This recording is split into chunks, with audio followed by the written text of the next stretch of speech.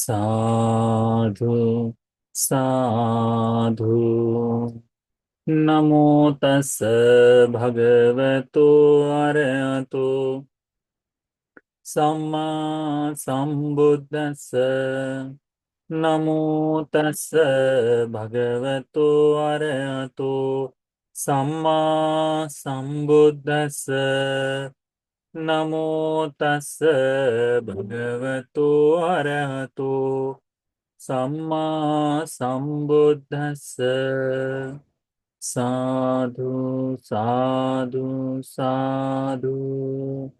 पूजनीय कल्याण मित्र, हमारे गुरु भंते जी को हमारा प्रणाम है। साधु संत साधु श्रद्धावान उपासक उपासिकागण, आज हम लोग सूत्र का अभ्यास करेंगे, महामंगल सूत्र का। महामंगल सूत्र के हम कल कुछ कारणों का अभ्यास किए थे। आज हम इसका थोड़ा सा आगे का भाग अभ्यास में लाएंगे। हमने 6 महामंगल कारणों को, 6 कारणों को हमने कल अभ्यास में लाया। आज उसके आगे के मंगल कारणों को ध्यान में रखते हैं। ठीक है, तो हमने क्या क्या देखा कि मूर्खों की संगति नहीं करनी है, सत्पुरुषों की, या फिर कह सकते हैं कि बुद्धिमान व्यक्ति की, पंडितों की संगति करनी है, पूजनीयों की पूजा करनी है। उसके बाद में जहां धर्म का अभ्यास कर पाए ऐसे जगह पर निवास करना है, या फिर वैसा क्षेत्र, वैसी जगह अपने पास निर्मित करनी है कि जहां पर धर्म का निरंतर श्रवण हो पाए, भिक्खु भिक्खुनी उपासक उपासिकाओं के द्वारा अनुग्रह हो पाए। इस तरह का क्षेत्र बनाना, वह है पतिरूपदेश वासोच। पूर्व में ही पुण्य का संचय किया होना, तो निरंतरता से कल के लिए आज पुण्य का संचय कर रखना चाहिए और अपने जीवन को धर्म मार्ग के अनुकूल बनाना। इन 6 कारणों का हमने अभ्यास किए थे। आज उसके आगे का अभ्यास करेंगे। उसके बाद आता है बाहु सच्चंच सिपंच। बाहु सच्चंच यानी बहुत सारे ज्ञान को बटोर के रखना है। ठीक है, यानी जितना हम लोग बटोर सके हैं, जितनी जिन जिन चीजों को हम लोग इकट्ठा कर पाए, किसके लिए? धर्म के लिए। उन उन चीजों को हमें एकत्रित करना चाहिए। बहुत सारा धर्म, बहुत सारी चीजों का ज्ञान हमें होना चाहिए। ठीक है, तो कोई भी बात व्यर्थ नहीं हो, हमने उनको सीखने का मन हमारे मन में होना चाहिए। ये मेरे किस काम का, ऐसा नहीं बोलना चाहिए। बता नहीं सकते कौन सा काम कब आ जाए। अभी वर्तमान में हमको ये देखने को मिलता है ना कि कुछ लोग हैं जिनको केवल जो वो कर रहा है केवल उसी के बारे में पता है, उसके अलावा उसके बाहर उनको कुछ भी नहीं मालूम। कुछ भी नहीं मालूम कि कैसा व्यवहार होता है, क्या होता है, उसके बारे में कुछ नहीं मालूम। तो भगवान ये जो कहते बाहु सच्चंचल, बहुत सारी चीजों का ज्ञान होना चाहिए। ये मंगल का कारण है, क्योंकि हम देखते हैं हमारा भारत एक बहुभाषिक राष्ट्र है ना। तो बहुत सारे ज्ञान में बहुत सारी अधिक भाषाओं का ज्ञान होना, 2 से अधिक 3 से अधिक भाषाओं को जानना, ये इसमें आता है। ठीक है, तो यदि आप में से जैसे रमेश भैया 3 4 भाषाओं को जानते हैं, बराबर है, तो ये उसके लिए एडवांटेज है ना। हमें मराठी हिंदी आती है या इंग्लिश आती है, तो हम भारत के कहीं पे भी चले जाएं, तो ये हमारे लिए लाभ की बात है कि हाँ, हम कहीं पे भी जाकर जीवन यापन कर सकते हैं। और कुछ लोग हैं जिन्हें कुछ भी नहीं, तो क्या उनके लिए वो सहायक बन सकता है? नहीं। तो मंगल के कारण वो है जिससे हमारा जीवन सुखपूर्वक बने। तो ज्ञान होना बहुत, अभी जैसे नॉर्थ यानी ये उत्तर भाषिक, उत्तर के जो लोग हैं, जैसे ये दिल्ली का क्षेत्र हो जाए, इस क्षेत्र में हिंदी के अलावा एक छोटी सी प्रादेशिक भाषा होगी कोई, पर अधिकांश लोग केवल हिंदी जानते हैं और थोड़ी सी अंग्रेजी।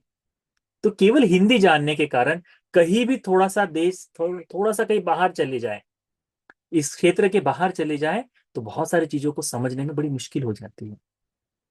पर इंग्लिश जानते ही कहीं पे भी चले जाए वो काम करा सकते हैं। है ना। तो वैसे ही तो बाहु सच्चंचय का मतलब होता है बहुत सा ज्ञान अपने पास बटोरे हुए रखना चाहिए। अब ज्ञान बटोरने का अर्थ ये नहीं कि व्यर्थ की बातों का संग्रह भी हमारे जीवन में होना चाहिए करके। नहीं तो ज्ञान बटोरने के लिए भंते जी ने बताया तो पता नहीं कहां से क्या क्या बिना काम का सारा कचरा बटोर के लेकर आएंगे, है ना। ऐसा होता है। तो केवल जिससे हमारा जीवन सुखपूर्वक उसके लिए लेना है। नहीं तो सर में केवल और केवल कचरा भरा रहेगा और उसका भी हमें कोई लाभ भी नहीं। फिर उसके कहा है सिपंच, शिल्पों का ज्ञान होना चाहिए। शिल्प का ज्ञान यानी अलग अलग कलाएं जो है, भिन्न भिन्न जो कला आती है। जैसे कढ़ाई कहते हैं, बुनाई कहते हैं, है ना। कढ़ाई बुनाई सुना है आपने। हाँ, पहले के लोगों को वो क्रोशा इस्तेमाल करना आता था, या फिर वो लंबी डंडियां जो आती थी। अभी आज वर्तमान में पूछ के देखो किसी को आता है करके, नहीं मालूम है ना। हाँ, पहले हर घर में सिलाई मशीन, वो हाथ की सिलाई मशीन हुआ करती थी, सिलाई का काम आता था। अभी वर्तमान में दर्जी है, वो कर देगा। नहीं तो अभी वर्तमान में तो ऐसा हो गया, फट गया है, फेंक दो। यही चीज हो गई है। तो केवल धन के अलावा दूसरी कोई विद्या नहीं जानते। अभी तो नया नया यूथ ऐसा भी है जो जेंजी जो है, लाइट बल्ब कैसे बदला जाता है ये तक के नहीं मालूम, है ना। पढ़ा है, पढ़ा ही है, कोई काम नहीं जानते। यही है। कई बार ये नहीं पता होता है कि बीज कैसे लगाया जाता है, पौधा कैसे बोया जाता है ना। तो छोटे छोटे काम जो है, ना सफाई आती है, ना कुछ न कुछ। अनेक लड़के तो ऐसे हैं कि जिनको खुद के खाने की प्लेट नहीं धोई जाती। वो भी कला है, वो भी शिल्प है। साफ सफाई का काम भी तो शिल्प का ही है। पेंटिंग से लेकर मेसनरी वर्क से लेकर अनेकों कलाओं को जानना, अनेकों कलाओं को जानना बड़ा। अभी हम तो थोड़ा सा हमारे पास ज्यादा समय भी रहता है इसीलिए अलग बात है। विदेशों में लोग जो है अपनी घर की कार जो है वे स्वयं ही रिपेयर करते हैं मोस्टली। कारपेंटरी का काम जो है वो खुद ही करते हैं। अब जैसे हम आप किसी को बोल दे कि थोड़ा सा इसमें अलमारी बनवाओ, तो हम जाएंगे किसी बढ़ाई को जहाँ काम देंगे कि ये बना के देगा करके। हमारे यहाँ में कितने लोग हैं कि नहीं नहीं, मेरी अलमारी में खुद बना लूंगा। बहुत कम है। समय है, पर सारा समय इसमें निकल जाएगा, परंतु थोड़ा सा करने के लिए नहीं हो पाएगा। क्यों? ये जो है ना सिपंच, अनेक शिल्पों का ज्ञाता होना। भगवान के समय में कितनी विद्याएं थी, 64 कलाएं कही जाती थी। तथागत 64 कलाओं में माहिर थे। सारे जितने शिल्प हैं, तो धनुर्विद्या से लेकर शस्त्र से लेकर, है ना, अस्त्र से लेकर, तो सारथी कार्य से लेकर सारी चीजों में, दमन के इसमें भी अश्वत्थामा हो जाए, हस्तिधाम, ये सारी चीजों में दक्ष थे, माहिर थे भगवान। तो शिल्पों का ज्ञान होना, इसीलिए कोई भी कोई भी नई कला सीखने का मौका मिले तो कभी मना मत करो। अपने बच्चों को भी नया कुछ सीखना चाहता है, सीख ले। स्वयं भी सीखने की इच्छा रखो। मैं तो पूरे पक्ष में हूं कि यदि कोई नया सीखना चाहते हैं तो मैं तो बिल्कुल कहूंगा सीखो करके। हमें भी, मैं निरंतरता से कोशिश करता हूँ कि कुछ न कुछ सीखो। तो हम वेल्डिंग का काम सीख रहे हैं, हम मेसनरी वर्क सीख रहे हैं, हम लकड़ी का काम सीख रहे हैं। हम सीख रहे हैं क्योंकि ठीक है, उससे काम आएगा, आश्रम में काम आएगा। लकड़ी की अलमारी एक बनाए, लोहे की अलमारी एक बनाए हैं हमने। अभी जितने कमरे बनने, सब कमरे का काम हम करेंगे। क्यों? क्योंकि ये शिल्पों का काम है। इसका हमें भिक्षु जीवन में इसका लाभ नहीं, परंतु इस शिल्प के सहारे मैं पुण्य का संचय कर सकता हूँ अभी। तो सीखना चाहिए। अब तो उम्र निकल गई, पर फिर भी सीखने की इच्छा होनी चाहिए। इसीलिए आप भी, आपके बालकों को भी कुछ भी नया सीखना हो तो बिल्कुल प्रोत्साहित करें। क्या काम आएगा करके पूछने की आवश्यकता नहीं, सीख ले, सीख ले करके। बहुत सुंदर होता है। तो वही है बाहु सच्चंच सिपंच, बहुत सा ज्ञान बटोरा होना और बहुत सारे शिल्पों को जानना। ये दो अलग अलग मंगल हैं। तो ये मंगल का कारण है, ये हमारे कल्याण के लिए है। सुख के लिए है। देखिए ना, अभी मैं परसों के दिन एक थोड़ी रील देख रहा था, मैं भी देख लेता हूँ ना बीच बीच में। तो उसमें अभी वो कौन सा चैनल का नाम पता नहीं, उसमें वो लड़के की काम वाली बाई जो है घर में आई नहीं थी, तो कुकर, काम वाली बाई आई नहीं तो खाना कौन बनाएगा, तो कुकर में खिचड़ी बनेगी। तो वो बाई जिस तीसरे दिन आती है तो देखती है कि तीन तीन कुकर, क्या हुआ, कहते हैं तो पहले दिन आप नहीं आए तो एक दिन हमारा जो रखा हुआ कुकर था उसमें बनाए, दूसरे दिन नहीं आए इसलिए नया कुकर मंगाए हमने और फिर उसमें बनाए, तीसरे दिन नहीं आए तो ये तीसरा कुकर। हाथ जोड़ दे कि आज के बाद लेट मत करना, बिल्कुल आ जाओ करके भूखे रहते हैं करके हम। ये क्या है, वास्तव में ही अनेकों लड़कों को बर्तन बिल्कुल धोना नहीं आता। लड़कों को छोड़ो, लड़कियों को भी नहीं आता। अब जैसे जैसे मॉडर्न होते जाएंगे तो अपने जितने लड़के हैं सबसे काम करवाओ।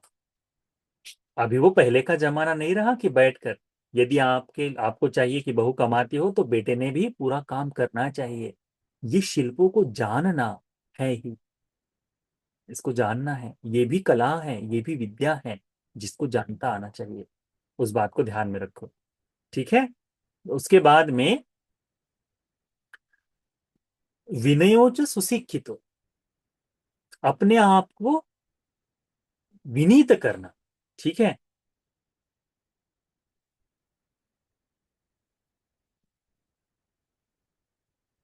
तो कैसे विनयोच सुशिक्षितो, तो अनुशासन वाला जीवन जो है, अनुशासित जीवन, कि हमारे जीवन में एक समय सारणी होनी चाहिए। हमने हमारे जीवन को एक क्रमबद्ध तरीके से हमने जीना चाहिए कि ये मेरे जीवन का भाग है, मैं इसे इस तरह से जीवन जीऊंगा, मुझे ऐसा जीवन जीना है करके। इन बातों को ध्यान में रखना चाहिए। तो अपने जीवन में जैसे विनय के बारे में तो हम शील सदाचार की बात करते ही हैं, परंतु जो टाइम टेबल है, उस टाइम टेबल का इस्तेमाल अच्छी तरह से करना सीखे। प्रातः हमें इतने बजे उठना है, सुबह उठकर ये काम करना है, जॉगिंग करनी है या फिर एक्सरसाइज करनी है, ये होना ही चाहिए। अपने जीवन में वो भाव जो है कि नियमित रूप से जो बना रहने का भाव, वो होना ही चाहिए। इस बारे में आप लोगों को सजग बनना चाहिए, इस बारे में आप लोगों को सजग होना चाहिए। इस बात को अच्छे से ध्यान में रखो। तो उसे कहते हैं अनुशासित शिष्टाचार, जो है अनुशासित जीवन और नैतिक जीवन, ये दोनों जीना है। साथ साथ में अपने आप को इस धर्म में विनीत करना है, यानी सुशिक्षित हो, सुंदर प्रकार से जीवन को अनुशासन और नैतिकता में बनाना। गवार नहीं लगना चाहिए हमारा जीवन, यानी व्यर्थ में ही हम बिल्कुल पढ़े लिखे नहीं, ऐसा नहीं लगना चाहिए। बिल्कुल विनय के अनुसार, नियम के अनुसार जीवन जीने का भाव, ये दो अलग अलग आते हैं। उसके बाद में आते हैं सुभाषिता च या वाचा, हमारी वाणी सुभाषित होनी चाहिए। हमारी वाणी सुभाषित होनी चाहिए। सुभाषित का मतलब क्या है, तो वाणी से किसी भी प्रकार का अभद्र शब्द, गाली गलौज, निंदनीय, ये सारे वचनों का त्याग करना चाहिए। क्या करना चाहिए, सुभाषित वाणी की वाणी हो तो भाष्य की हो। हम मध्यम निकाय की क्लास को बंद किए है ना, अभी मध्यम निकाय की क्लास अगले हफ्ते से हम शुरू करेंगे फिर से। मध्यम निकाय में एक है अभय राजकुमार का एक सूत्र है। अभय राजकुमार के सूत्र में भगवान बुद्ध जी की वाणी के बारे में विस्तार आता है। अद्भुत है।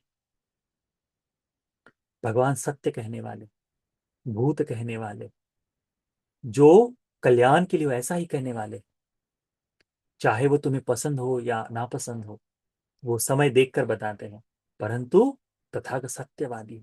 तो ये जो सुभाषित वाणी है, सत्य भाषण का स्वभाव, सत्य भाषण का व्यवहार आपकी वाणी में होना चाहिए।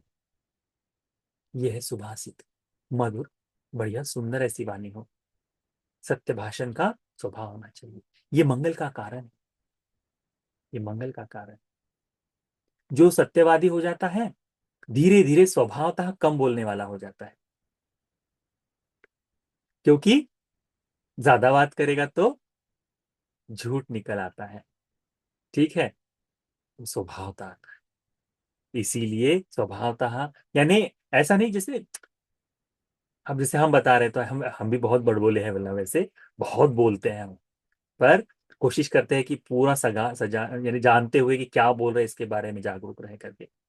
परंतु जैसे मित्रों में होते हैं, बात कर रहे क्या बोला जा रहा है पता ही नहीं चल रहा, ऐसे में कितना सच कितना झूठ पता ही नहीं। तो सुभाषित यानी सत्य के लिए प्रेरित करने वाली वाणी को बोल। ठीक है, तो इस बात को हमने ध्यान में रखना चाहिए। उसके पश्चात आता है माता पितु उपत्थानम। माता पितु उपत्थानम का अर्थ होता है माता पिता का उपस्थान करना। उपस्थान यानी उनकी सेवा शुश्रूषा, उनकी देखभाल करना। तो ये माता पिता में सास ससुर भी आते हैं। ठीक है, नहीं तो माता पिता का है तो मैं तो मेरे माँ बाप का करूंगी करके महिलाएं बोलेंगे, तुम अपना देखो, तो गलत हो जाएगा कि नहीं। हाँ, माता पिता में सास ससुर, माता पिता ये दोनों लोग इकट्ठा ही स्वभाव में आते हैं। तो गृहस्थ है तो इनकी सेवा करना आपका कर्तव्य बनता है।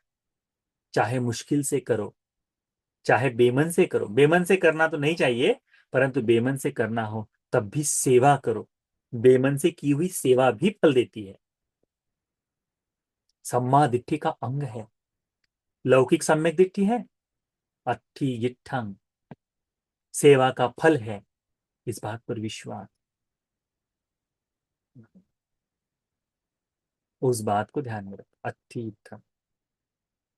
तो ये जो है माता पितु उपत्थानन, माता पिता का उपस्थान, उनकी सेवा करना, ये मंगल का कारण है। मंगल का कारण है। आपने देखा होगा अ, जो लिच्छवियों को भगवान ने धर्म का उपदेश दिया था, है ना, लिच्छवियों को ही दिया था ना। हाँ, सारंगधर चैत्य के ऊपर, है ना, वत्साकार ब्राह्मण के सम्मुख भी बताया था। तो सारंगधर सूत्र में आता है लिच्छवियों को दिया अपरिहार्य धर्म। उसमें क्या आता है, अपनों से बड़ों की बात सुनते हैं, मानते हैं, माता पिता के बारे में अपनी स्त्रियों की सुरक्षा में लगे रहते हैं। इसमें सारी चीजें आ जाती है। क्या है ये? उनकी सुरक्षा के लिए है, कहते हैं। तो जब माता पिता अपने घर में सुरक्षित है, अपने खुद के घर में उनकी सेवा हो रही है, तो वह कुल परंपरा से सुरक्षित हो जाता है। कुल परंपरा से सुरक्षित हो जाना ये बहुत बड़ी बात है। माता पिता छुपा हुआ खजाना है एक तरह से, लगता नहीं है। क्योंकि कैसा है, पहले ही दिन में ना तो सास बहू को समझना चाहती है, ना बहू सास को समझना चाहती है। तो उसी दिन से पहले ही महीने से जो झगड़ा शुरू करना कर देते हैं। तो जब उपस्थान या सेवा की बात आती है तब तक परिवार इतना कलहपूर्ण हो जाता है कि उसका कहना ही क्या, कह ही नहीं सकते। और हर सास आने वाली बहू के बारे में वैसा ही जानती है, जबकि खुद उस पीड़ा से गुजरी है। तो वो जो समझने का भाव, बातचीत करके बता देने का भाव समाप्त सा हो गया है ना। लोगों को समझ में ही नहीं आता कि कैसा व्यवहार करे।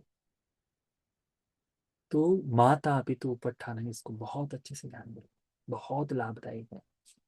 भगवान ने कहा है ना, माता पिता का कर्ज माँ को इस कंधे पर, पिता को इस कंधे पर बिठाकर 100 वर्षों तक सेवा करे। 100 वर्षों तक सेवा करे यानी कंधों पर बिठाकर, इसी कंधे पर माता पिता मलमूत्र कर रहे हैं, इसी कंधे पर माता पिता को नहलाया जा रहा है, इसी कंधे पर बिठाकर माता पिता को खाना खिलाया जा रहा है। कितने दिनों तक? 100 वर्षों तक। तब भी इस लोक में जन्म देने के जन्म देने का जो काम उन्होंने किया है, उसका कर्ज उस वो बालक चुकता नहीं कर सकता। वो बालक उसको चुकता नहीं कर सकता। इसीलिए महापाप कर्म में माता पिता की हत्या थी। सारे पाप माफ हो सकते हैं, सारे पापों के लिए कम क्षमा हो सकती है, माता पिता की हत्या की क्षमा नहीं। माता पिता की हत्या का एक ही परिणाम है, वह है कल्प भर के लिए निरय। आप में से किसी के भी मन में मैत्रेय बुद्ध को देखने की अंश मात्र भी इच्छा हो, तो ऐसा कर्म मान लो कि किसी भी शब्द से माता पिता का अवमान नहीं करूंगी, अपमान नहीं करूंगी, सास ससुर का अपमान नहीं करूंगी, क्योंकि ये अपमान इस जन्म में करते करते अगले जन्म में आते आते क्रोध घृणा में बदल जाएगा और माता पिता की हत्या ही करवा सकता है। उसकी संभावना है कि नहीं? आज जिनके साथ झगड़ रहे, कल वही कर्मानुरूप हमारे साथ में आए, मार नहीं डालेंगे हम? वो भी नहीं। इसीलिए हमको बहुत बचना चाहिए। माता पिता की गलती से भी हत्या हो जाए, गलती से भी हत्या हो जाए, तो एक तो कल्प भर के लिए निरय, दूसरा धर्म का बोध संभव ही नहीं है उसके लिए।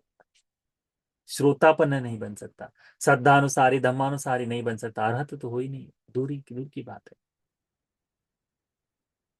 जिस धर्म को सुनकर बैठे हुए आसन पर श्रोतापन्न होने का पुण्य रखने वाले अजात शत्रु, पिता वध के कारण, पिता हत्या के कारण, भगवान ने कहा वो मौका नहीं, छूट गया, वो मौका छूट गया।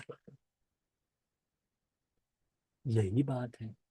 इसीलिए बहुत अच्छी तरह से, चाहे तुमको एक रोटी कम खानी पड़े, तुमको एक लिपस्टिक लेना कम पड़ जाए, तब भी माता पिता सास ससुर की सेवा में कोई कमी नहीं। तुम आधा भूखे हो, उनको भी आधा भूखा रखो, चल जाएगा।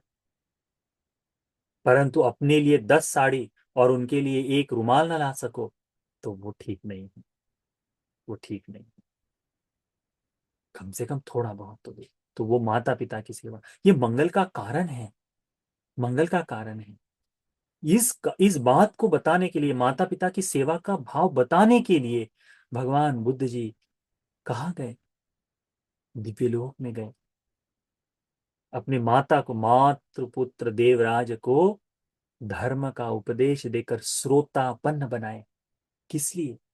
कि जब बुद्ध का एक संपूर्ण परिवार जो होता है सब मुक्ति के मार्ग पर लग जाता है, सभी ज्ञाति गणों में निर्वाण के फल को पाने की इच्छा जाग जाती है।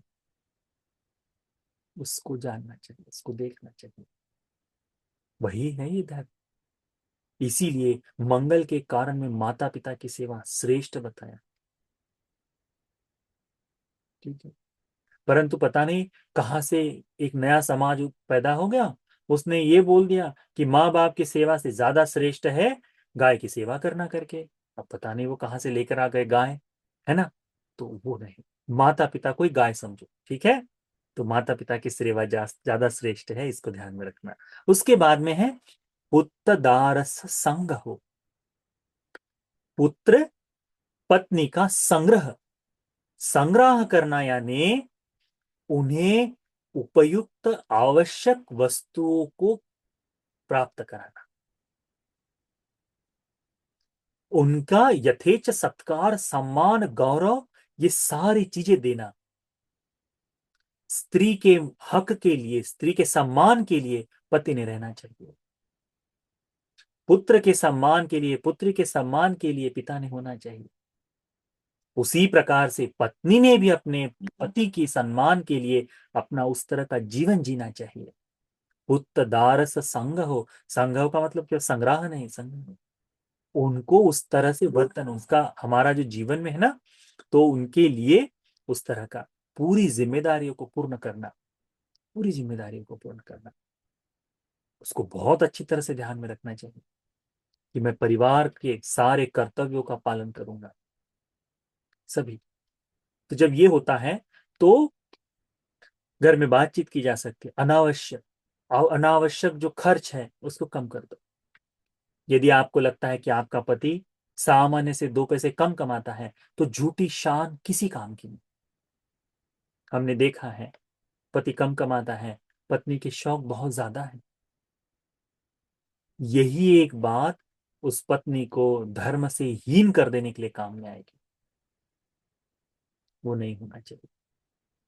ये यहाँ जो कहा है ना कि संग्रह करना, उनका उनकी जिम्मेदारियों को पूर्ण करना, इसमें दोनों ही पक्ष आते हैं, दोनों ही चीजें आती हैं। उन दोनों ही पक्षों को अच्छी तरह से ध्यान में रखना है, जिम्मेदारियों को पूर्ण करना। आलस से नहीं चलेगा उस समय। ये मंगल का कारण है। आज हमें अधिकांश रूप से देखा जाता है, अभी हमारे जितने भी वकील मित्र हो या जो भी है, बताते हैं गुरु जी, छोटी छोटी कारणों को लेकर विवाह विच्छेद के लिए लोग आते हैं। विवाह विच्छेद का मतलब होता है डाइवोर्स, डिवोर्स जो बोलते हैं ना, उसके लिए आते हैं। बहुत छोटे छोटे कारण है। क्यों? क्योंकि इन जिम्मेदारियों का पूर्णतः से पालन नहीं। रिश्ता बनाते समय ये भी झूठ बोल रहा है, वो भी झूठ बोल रहे हैं, दोनों तरह से झूठ बोला जा रहा है। पैसे की लेन देन होकर रिश्ता बनाया जा रहा है, ना तो दोनों सुखी है, कुछ नहीं। कैसे माता पिता की सेवा कर पाए? बेटे का जिसके जीवन खराब हो गया वो कोसते रहेगा, बेटी जिसका जीवन खराब हो गया वो कोसते रहेगी, कहाँ सुखपूर्वक जीवन जिए?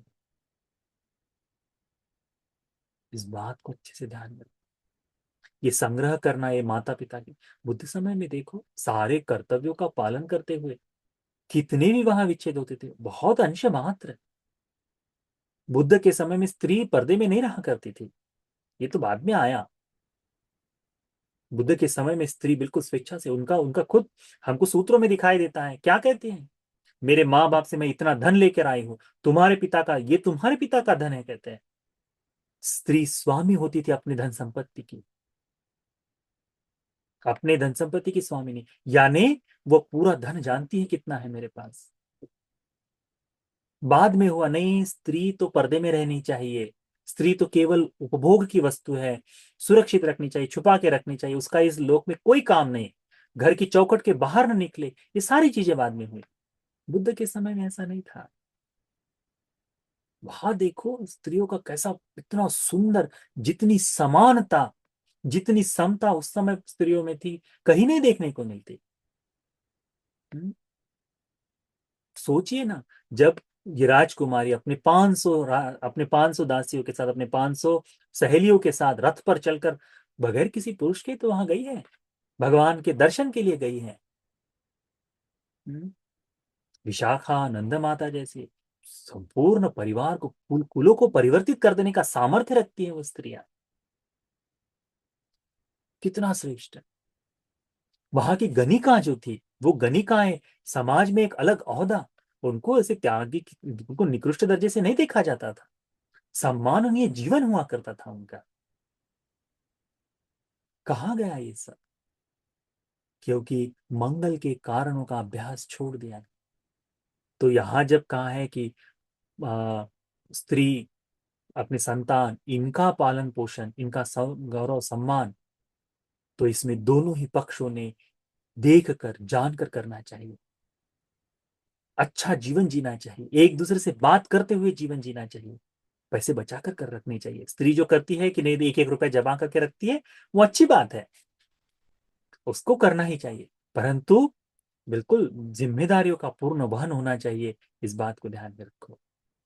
उसके पश्चात में कहा है, अनाकुलाच कम्मंता।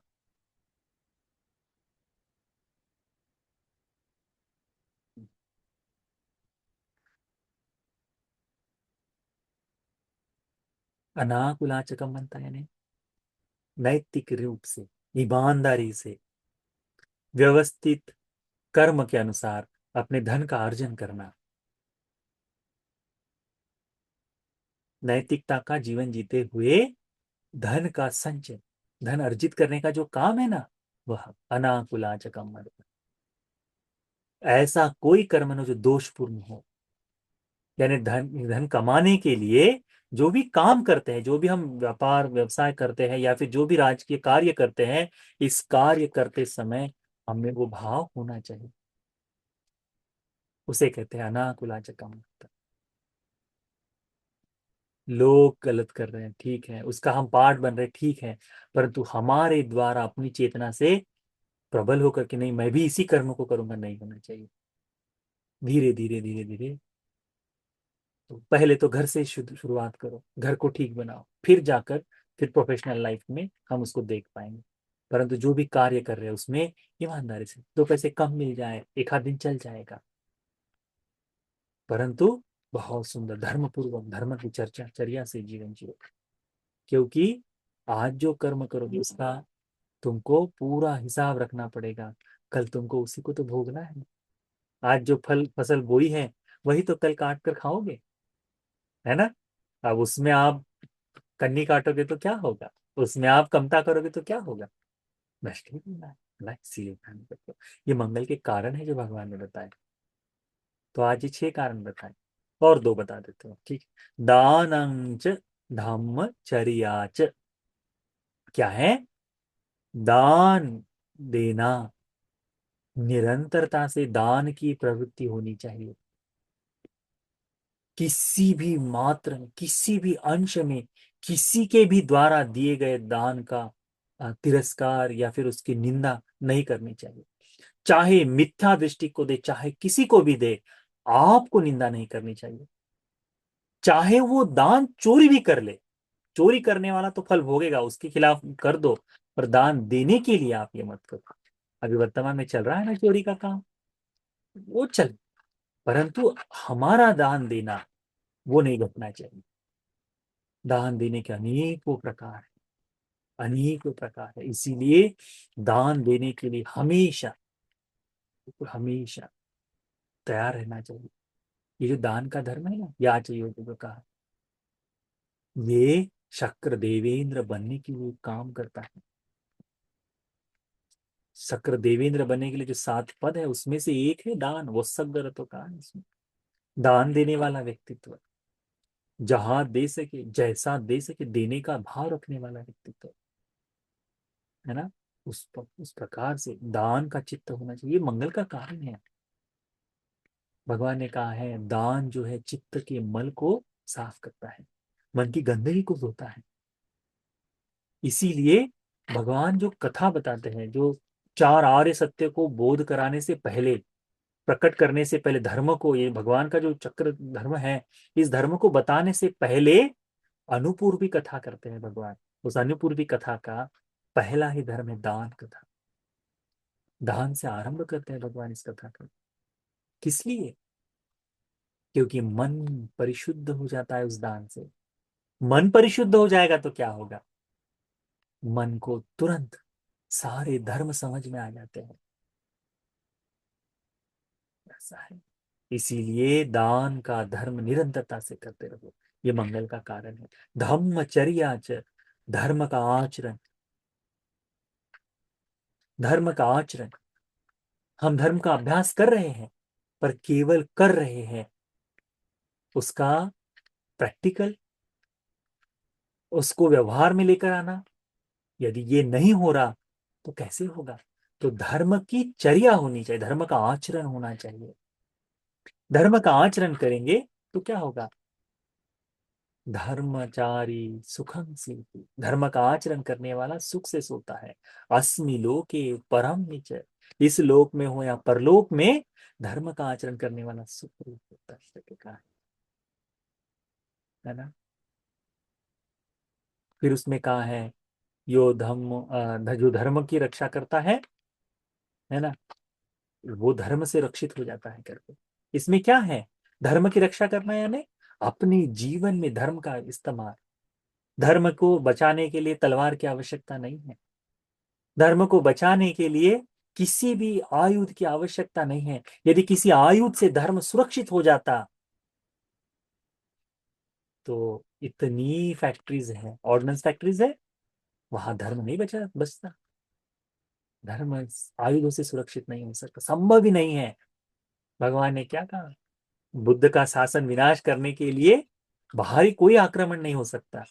इसी धर्म में कोई मोग पुरुष जन्म लेगा, वही धर्म का नाश कर सकता है, कहते हैं, अन्यथा कोई नहीं। तो ये जो है धर्म का आचरण करना, यानी धर्म को दीर्घकाल तक लेकर चलने के लिए प्रतिबद्ध हो जाना, धर्म की सुरक्षा होनी। इसीलिए उस धम्मचर्या, धर्म का आचरण करो। धर्म केवल कहने के लिए, न तावता धम्म धरो यावता बहुभासति, वो धर्मधर नहीं है जो केवल बोलता है धर्म के बारे में और आचरण नहीं करता। धर्मधर तो वो है यो च अपम्पि सुत्वानं धम्मं कायेन पश्यति, जो अल्प मात्र भी धर्म सुने और अपने जीवन में उतार कर अपने इसी शरीर पर उस धर्म को बोध करे, धर्म को देखे, वो धर्मधर है। इसीलिए धम्मचर्या मंगल का कारण है, धर्म का आचरण करना मंगल का कारण है। बोधिसत्व की चर्या में देखो, बोधिसत्व की कथाओं को यदि जैसे आपको सुनने को मिलता है, आप देखो, बोधिसत्व ने कभी भी वर्तमान के किसी सुख के लिए झूठ नहीं कहा, वर्तमान के किसी सुख के लिए सब कुछ त्यागने का भाव। उन्होंने देखा है कि धर्म का क्या कहता है, उसी धर्मानुकूल आचरण होना चाहिए, इस पर विशेष भाव दिया भगवान ने। बोधिसत्व की कथा में हमको ये सीखने को आता है। इसीलिए धर्म का आचरण, ज्ञात कानंज संग हो, ज्ञातियों का सम्मान करना, ज्ञातियों का, ज्ञातिगण जो है अपने रिश्तेदार, इनका मदद, इनकी सम्मान। मदद यानी जब जो वस्तुओं की आवश्यकता हो उन वस्तुओं को देना। ज्ञाति हो गए तो जैसे धनवान होने के बाद हम ज्ञातियों को छोड़ देते हैं, वैसा नहीं होना चाहिए। एक बार देना चाहिए, दो बार देना चाहिए, तीन बार देना चाहिए, और याद दिलाना चाहिए कि पूर्व में दिए हुए को आपने लौटाया नहीं, आज के बाद नहीं मिलेगा। देने वाले को देना चाहिए, नहीं देने वाले को नहीं देना चाहिए करके जो भगवान विशाखा के जो उपदेश थे उसमें आता है ना, नहीं देने वाले को नहीं देना चाहिए करके कहा है। नहीं, देने वाले को देना चाहिए, यानी जो आपसे आपको आपने किसी को कुछ दिया, जब वो लौटाता है तो उसको फिर से दो। नहीं देने वाले को, जो सन्यासी है, साधु संत है, ये तुमको कुछ नहीं लौटाएंगे, तो इनको देना चाहिए। नहीं देने वाले को देना चाहिए तो साधु संतों को, देने वाले को देना चाहिए वही लोग जिनको देकर वो तुमको रिटर्न कर पाए, उन्हीं लोगों को दो। ज्ञात योग का संग्रह करते समय उस बात को हमेशा ध्यान में रखो, ज्ञातियों को ऐसे ही नहीं छोड़ देना चाहिए। मदद करते समय उनको बताएं कि देखो आपको मदद कर रहे हैं, परंतु हमारी सीमा है, ये एक, इस बार मदद कर रहे हैं, इस बार लौटाए नहीं, अगली बार मदद करना है, नहीं लौटाए उसके बाद तीसरी बार या अंतिम बार होगा हम मदद नहीं करेंगे। इस बात का साक्ष्य अपने परिवार में दो तीन लोगों को रखना चाहिए, छुपा कर नहीं बोलना करना चाहिए। इसको दिखाकर आप कर सकते हो दूसरी बार के बाद। पहली बार छुपा कर दान दो, पहली बार छुपा कर सहायता करो, चल जाएगा। ज्ञातियों को इस तरह से अपने रिश्तेदारों की सहायता करना बड़ा आवश्यक धर्म है। हम इस धर्म का अभ्यास एज अ बुद्धिस्ट नहीं कर पाए बड़ा। हम ये जो है ना ज्ञातियों की सहायता, इस धर्म का अभ्यास नहीं कर पाए, इसी कारण से हमारे परिवारों में ऊंच नीच देखने को मिलती है। कि एक आदमी आगे बढ़ गया, दूसरे को सहायक करके उसे भी आगे बढ़ने के लिए जो मदद करनी चाहिए थी, ये हमें देखा नहीं गया है। बहुत सुंदर धर्म है, गुरु शिक्षा से आने वाला धर्म। ये हमारा यदि बुद्ध का धर्म निरंतर परंपरागत आता तो बहुत ही लाभ हो जाता, ये बात होती। आज इस बात को हम पंजाबियों में देखते हैं, होता है परिवार में एक का व्यापार है, भाइयों की सहायता करता है, दूसरों की सहायता करता है, ज्ञातियों की सहायता करता है। क्यों? क्योंकि गुरुबानी है, गुरु ने कहा इसलिए कर रहे हैं। भगवान बुद्ध जी ने 2000 वर्ष पहले, 2500 वर्ष पहले बताया हमें, परंतु हम केवल पूजा पूजा में इस्तेमाल करते रहे, इसका इस्तेमाल नहीं किया। पूजा करते रहे हम, पर इसका अभ्यास नहीं कर पाए, जिस कारण से, तो शुरुआत में जब गुरुबानी में भी कहा गया होगा, तब उस समय भी धोखा देने वाले रिश्तेदार तो रहे ही होंगे ना, वो तो सभी जगह है। परंतु एक को मदद कर कर, ऐसा नहीं कि अपने सीमा से परे कर दो, जितनी आपकी ये नहीं है उससे ज्यादा करो, ऐसा नहीं। परंतु आपकी जैसे वृद्धि होती जा रही है, बढ़ोतरी होती जा रही है, वैसे वैसे उनमें भी बढ़ोतरी आए। व्यापार में हो तो सहायक बनो, इस तरह से ज्ञातियों का जो है ना संग्रह करना, ये उसी में आता है। ज्ञात कानंच संग हो, रिश्तेदार घर में आए तो उनके साथ जो व्यवहार करना चाहिए, खान पान से लेकर वस्त्र आदि से लेकर जो संग्रह करना है, ये करना चाहिए, है ना। उस बात को ध्यान में रखो। तो उस समय केवल पत्नी ने करना है ऐसा नहीं, पति ने उतना ही उसमें मदद करना है। रिश्तेदार आने के बाद पत्नी क्यों खाना बनाए, पति ने भी खाना बना कर रखना चाहिए, है ना। क्योंकि हम समता देखते हैं, हम समानता देखते हैं। यदि केवल पत्ता पति कमाता है और पत्नी केवल हाउसवाइफ है तो ठीक है उसके लिए, फिर भी उसमें कर्तव्य बनता है कि उस पति ने मदद करनी चाहिए, वनडे छुट्टी देनी चाहिए उसे, ये एक बात हो जाती है। परंतु पत्नी कमाती है, चाहे दो पैसे कम कमाए, पर यदि वो काम करती है तो जितनी पत्नी काम करती है उतना ही पत्नी भी घर में काम करना चाहिए। तब तो हम इक्वालिटी की बात करेंगे, नहीं तो कहने वाली बात हो जाएगी, बस मुंह मुंह पर कह रहे हैं। ये नहीं होना चाहिए, सहायता समान रूप से करो। अच्छा है, कल से हमारा प्रवचन लड़के सुनना बंद कर देंगे, बनते जी तो ऐसा बताते हैं कल, कल है ना वैसे नहीं। ठीक, तो उसको ध्यान में रखो, ज्ञात कानच संग हो। उसके बाद में कहा है अनवज्जानि कम्मानि। अनवज्जानि कम्मानि यानी ऐसे कोई दोषपूर्ण कर्म को मत करो जिससे तुम्हें ग्लानि उत्पन्न हो या फिर तुम्हारा तिरस्कार करे। ऐसे कर्म को करो ही मत जिसमें तुम्हें दोषी पाया जाए। निर्दोष कर्म को करो, निर्दोष कर्म को। ऐसे अनेकों कर्म है जिनको कर कर तुम्हें लज्जा आती होगी खुद को, मैंने ऐसा कर्म किया है, इतना निंदनीय कर्म किया है। ऐसे कर्म को मत करो जो तुम्हें लज्जास्पद बनाए, ऐसे कर्म को नहीं। अनेकों बार होता है गुस्से में अपने से बड़े बूढ़ों का अवमान कर देते हैं, बुरा लगता है ना बाद में, क्या फायदा उसका, मुख से तो वो बोल दिया। हम्म, तो निर्दोष कर्म करना वही है। दोषपूर्ण कर्म से दूर, निर्दोष कर्म करो कि जिससे किसी को हानि न पहुंचे। ये मंगल का कारण है। छोटा सा जीवन मिला है, 60-80 साल का, 100 साल का, बहुत छोटा सा। और इस छोटे से जीवन में इतना अकुशल यदि जमा करेंगे तो निरय में कितना समय रहेंगे। एक हत्या 500 जन्म देती है, एक हत्या 500 बार तुम्हारा वध करती है। अब देखो कर्म कितना फल देता है। एक बीज बोया तो एक पेड़ पर कितने फल आते हैं, वैसा ही ये कर्म का है। इसीलिए उस भाव को ध्यान में रखते हुए आज सत्कर्म करो, निर्दोष कर्म को करो। तो इस बात को ध्यान में रखो, महामंगल सूत्र का ये दूसरा भाग अच्छी तरह से अभ्यास में लाओ, अच्छी तरह से। ये संपूर्ण सूत्र केवल पाठ के लिए नहीं, अपने दैनंदिन जीवन में व्यवहार में लाने के लिए है। छोटी छोटी चीजों से शुरुआत करो, छोटा छोटा अभ्यास करो, थोड़ी थोड़ी बातों में परिवर्तन करके लेके आओ, बड़ा सुखपूर्वक, बड़ा धर्मवान जीवन है। तो इसको जियो। तो ये महामंगल सूत्र का दूसरा भाग आप सभी को धर्म का जीवन जीने के लिए, धर्मवान बनने के लिए, भगवान बुद्ध जी का शिष्य श्राविका बनने के लिए, चार आर्य सत्य को बोध करने के लिए उपकारी हो जाए। साथ साथ साथ।